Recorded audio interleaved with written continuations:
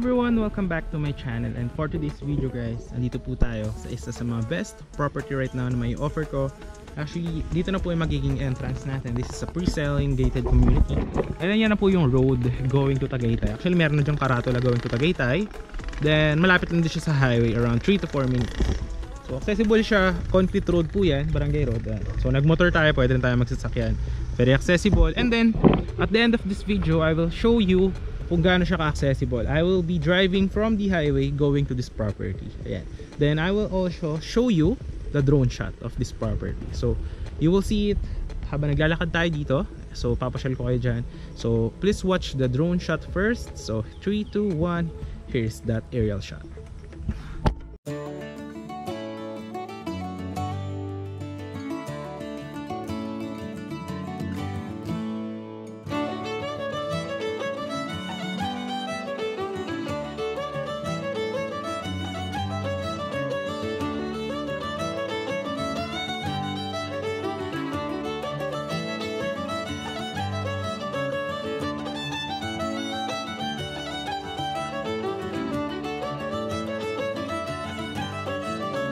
So this one will be a concrete road, 8 meters wide, no? So punta tayo dun sa may property natin. Diyan, no? Yan. So ito yung magagawan dyan ng mga perimeter fence, yan, sa property natin. Then ayan, no? Ito siya guys, so undergoing construction siya. So upon full construction ito is tiny house design po siya. And there will be a parks and playground and lines for water and electricity. And tapos there will also be guardhouse right here. Then pasyal ko kayo sa mga, actually meron ditong view na yung Tagaytay Palace in the Sky. So kita dito. And here kapag mga 5-6 PM is naghahamog po dito. Right now is 12:45. 12:45. And hindi naman siya mainit, hindi siya masakit sa balat. It's a perfect retirement house, I guess, or retirement lot, no? So this is a good investment. Actually this one, makita nyo dito yung tracing natin. So this will be a 10 meters concrete road, main road. Yan, from there, yan, up to there. Yan, 10 meters wide. There, tapos yan, perimeter fence yan, paikot ng property. So tara, ikot tayo guys.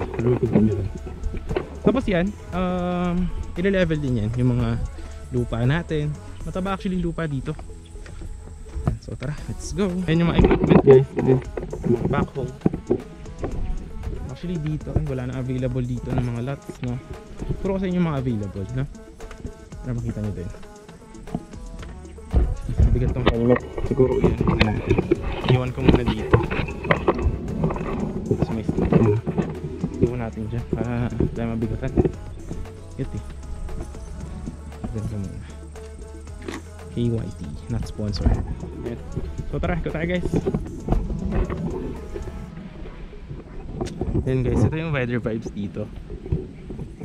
Pag gabi dito guys, malamig. Ngayon kaya ako pawis kasi nagmotor lang ako, medyo mainit din. Mainit kasi yung makina ng motor. So malapit tong property actually. Tapos ito yung 10 meters na road, yan. Tapos Palace in the Sky doon, yung view. Actually dito may available lots pa dyan eh, dito. Yan. Tapos around there yan, may mga available lots din dyan. Kita nyo naman na itong property, napakasaliwa ng hangin. Ay doon sa mga iba pang available. Ay, para pala makita nyo muna ano ba itsura nitong property natin, kasi this one is a pre-selling one. So sample lang ko kayo ng mga drone shot ng mga finished constructed natin ng mga property. So I will show it on this video in 3, 2, 1. Here is the finished projects.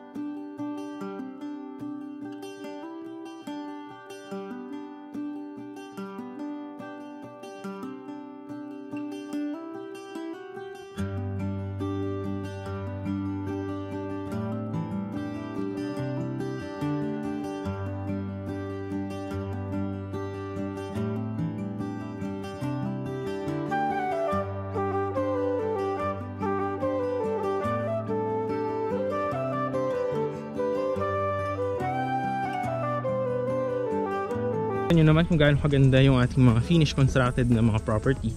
So concrete roads, tapos dyan i-develop po yung mga lupa, no? Sure, maganda. Good for retirement talaga, investment siya. And napakadaling tumaas ng property dito sa Cavite dahil ang daming development, lalo yung mga roads, accessibility, balitaan nyo. Tapos yung mga Calax, tagos na yan dito, malapit na actually yung Calax doon.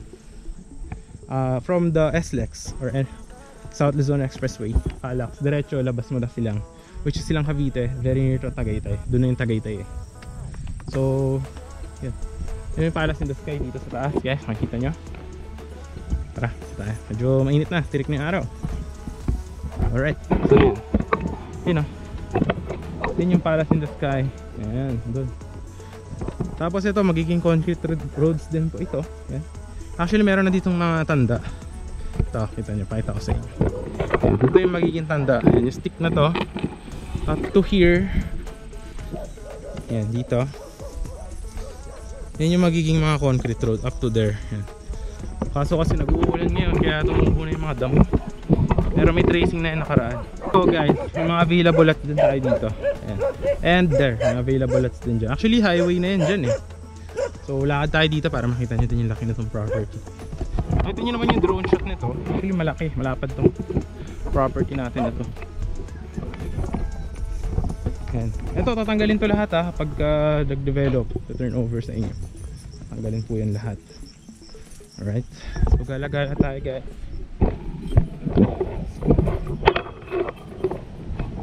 Dito banda yung magiging parks and playground. Banda dyan po yan, doon sa may puno na yan. Here may available. So marami tayo dito guys. So ito may available din dito. Dito corner lot to eh. Kaso laki na ng damo kasi nga anuhan yung mga ulan. So ang taba kasi na lupa dito kaya mabilis siyang tumaas. Ano natin. So, tara lakad-lakad tayo dito guys.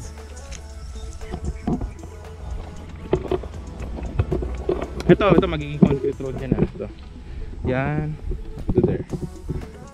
Hindi lang kita, ayun ko kita sa camera pero dahil magkakaroon dyan ng roads. Tapos dyan available din dito perimeter fence na yung sa likod niyan na ang height is around 2 meters. Actually dito sakop pa rin yan ng property hanggang doon sa dulo. Ayan, okay. Kaso hindi pa siya kita masyado. So ayan guys, tuloy-tuloy tayo dito mag-ikot. Pakita ko pa sa inyo ang lambot ng lupa, ang ganda, taba. Ayan guys, ito magiging concrete road din to. Ito ile-level pa to yung lupa. Kita nyo naman gaano sa kataas, di ba? So ayan, ito yung palatandaan yan, concrete road up to here. May stick dito eh. Ayun o, doon. So i-clear out din to. Actually clear out na to nun eh, kaso mataba kasi lupa dito. Mabilis tumubo yung mga tabo. Pero once na mag construction ng concrete, hindi na siya matutubuan. Yan hanggang dyan yun guys oh. Tapos yan, syempre mababa siya, i-level din yan. Actually taas agad ng doon. So yan. Tapos may concrete road dyan, padiretso doon. Yan, may tracing na yun eh. Dito may available lots pa dito. May available lots pa dyan. 150 square meter, may 200, 250. Yan. Dito yung magaganda. Dito matalas-talas din oh. Tingnan natin guys, para makita nyo din. Kita nyo na yung view. Kita nyo? Dito may available din dito guys, 150 square meters. Lakad pa tayo guys, let's go. Ikutin natin to. Malamig naman eh. Ayan guys, doon sa may dulo doon. Malaki to guys. Ayun na yung actually Aguinaldo Highway. Ayun yung meron kayo makita ng poste ng kuryente. Aguinaldo Highway. Ayan. Tapos dito yan yung concrete road ito. Yan up to there. Tapos yan may mga available yan dyan. May mga available din dito. Yan. Pero alam ko nakita nyo naman sa drone shot kanina yung yung labak na itong property. Magkakaroon din ng parks and playground dyan sa may tabi. Yan. So ang parks and playground dito is dalawa. So pwede rin siyang lagyan ng basketball court, no?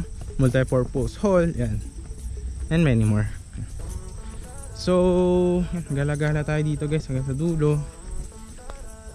Alright, ikot tayo. Ito kasama rin, actually may meron din mga available dito. And here, meron din available. Kaso ano pa siya, Pre-selling pa kasi kaya lupa pala. Ang nagustuhan nyo yung ating property tour for today. Actually maganda, isa to sa mga advisable. Actually very near to Tagaytay and accessible if you are from Manila. Kasi nga malapit na yung Calax dito, which is from the expressway to SLEX to Calax. Tapos to silang labas mo na dito Aguinaldo Highway. So napakalapit lang for retirement lot. Tapos yung mga establishments dito, mga mall, malapit din. Tapos may mga school, palengke, Tagaytay, lapit na. Swimming, maraming mga resort na malapit, no? Tapos yun. Kung nagustuhan nyo guys, huwag nyo na makalimutan i-like yung ating video. Syempre, huwag mo kalimutan i-share to other people. And syempre, subscribe mo yung ating channel para sa mga next upcoming videos natin is always updated ka. Siguro guys, panoorin nyo naman ngayon yung ating motorcycle ride from the highway up to this property. Napakalapit sa Tagaytay. Actually, ito Aguinaldo Highway. Ayan guys, is around 5 to 10 minutes Tagaytay na. So, dito lang guys yung property. So, pakita ko sa inyo. Around 3 minutes, no? Nandito na tayo sa property. Ayan. So, very accessible and napakaganda ng location. Actually, napaka-presko. So, this is a pre-selling property po. So, 1 PM right now, but kita nyo naman kung gaano kalamig. Alright. So, yan guys. Dito tayo guys, kakaliwa tayo dito sa papunta sa property. But actually ito, ayan o, nakalagay dyan Tagaytay City, pagkakanan. So, around, napakalapit actually sa Tagaytay. So, dito lang siya guys, mga 2 minutes. Doon na tayo.